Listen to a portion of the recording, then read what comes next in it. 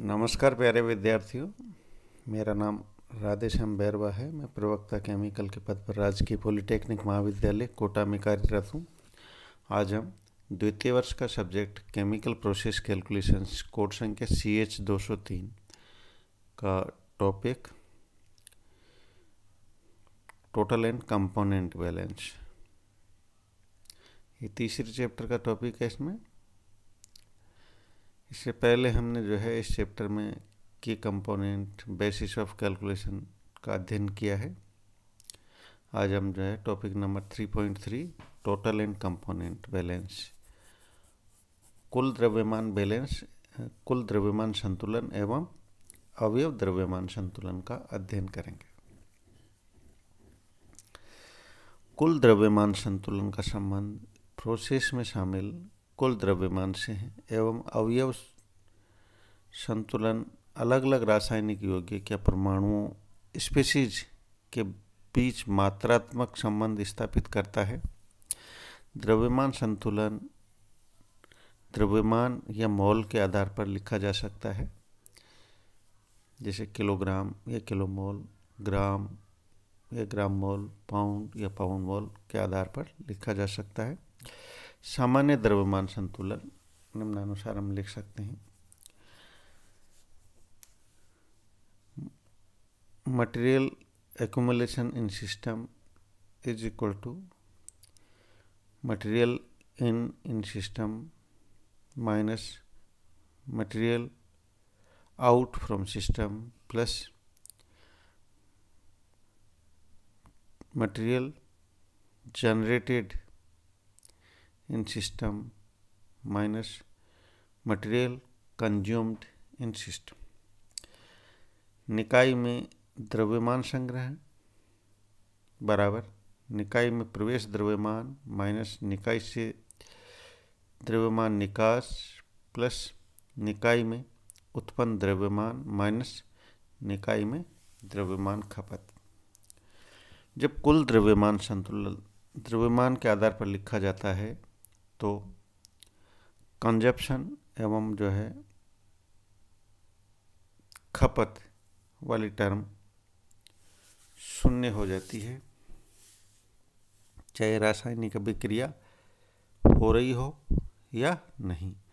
ऐसा इसलिए होता है क्योंकि सभी सामान्य प्रक्रमों के लिए द्रव्यमान का ऊर्जा में परिवर्तन नगण्य माना जा सकता है।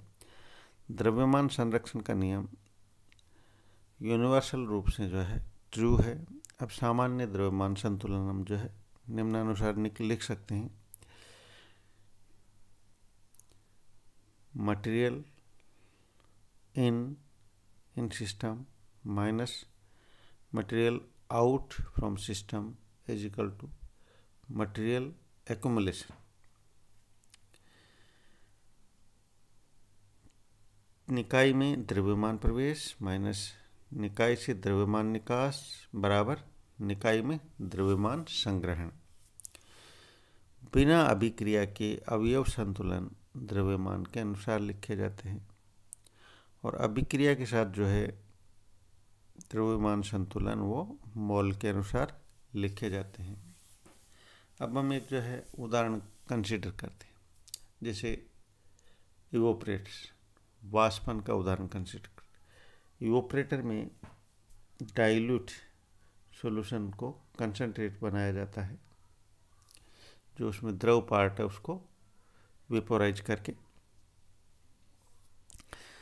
तो चित्र में एक जो है इवोपरेटर दर्शाया हुआ है जिसमें F किलोग्राम फीड हो रही है। इस फीड में पानी का जो मास फ्रैक्शन है वो XFW है। फीड में ठोस का जो द्रव्यमान अंश है वो XFS है। इवोपरेटर से जो ऊपर वाष्पित हो रहा है उसकी मात्रा मान ली E किलोग्राम।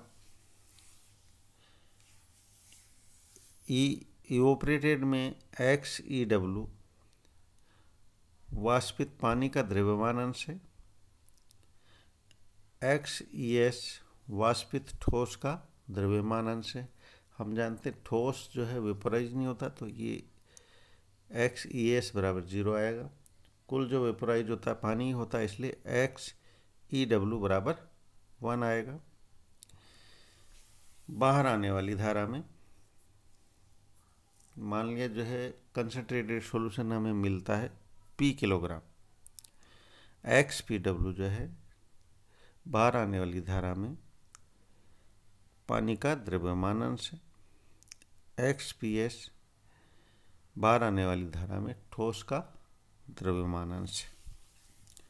अब हम जो है इसके लिए कुल द्रव्यमान संतुलन लिखते हैं।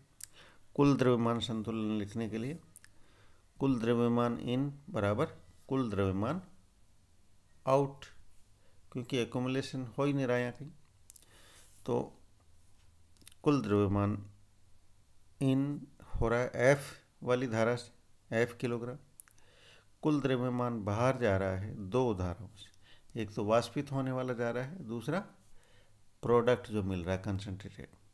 तो F बराबर E प्लस P, ये कुल द्रव्यमान संतुलन हुआ, यानी कि टोटल मटेरियल बैलेंस, जो उदाहरण लिया था इसके लिए।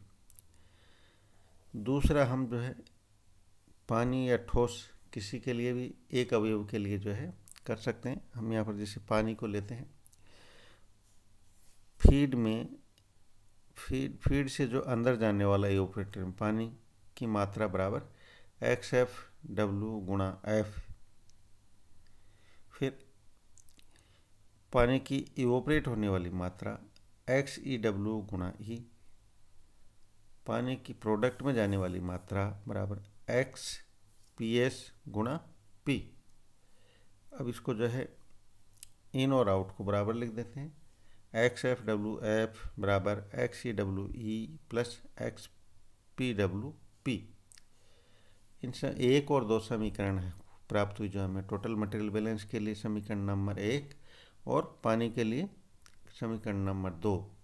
इन दोनों को आपस में हल करके